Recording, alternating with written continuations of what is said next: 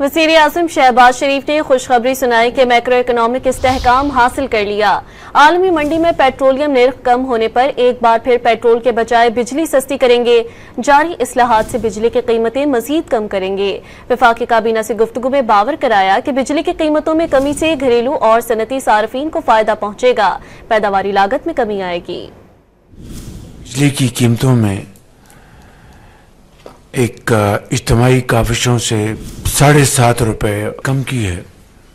इसमें मज़ीद कमी लाने के लिए अब हम जो रिस्ट्रक्चरिंग रिफॉर्म्स जो हैं उसके ऊपर भरपूर तवज्जो दी जा रही है और इंशाअल्लाह उम्मीद की जानी चाहिए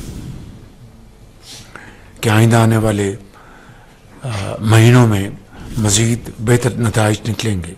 पाकिस्तान की जो मईशत जो कि अल्हम्दुलिल्लाह मैक्रो लेवल पर स्टेबल हो गई है, उसकी ग्रोथ के लिए चाहे वो एक्सपोर्ट्स हैं, लोकल प्रोडक्शन है, वो एक मुकाबले की हैसियत में आ जाएंगे और कॉस्ट ऑफ प्रोडक्शन वो अल्हम्दुलिल्लाह बेहतर होगी, एम्प्लॉयमेंट बड़ी मिलेगी, एक्सपोर्ट्स बढ़ेंगी।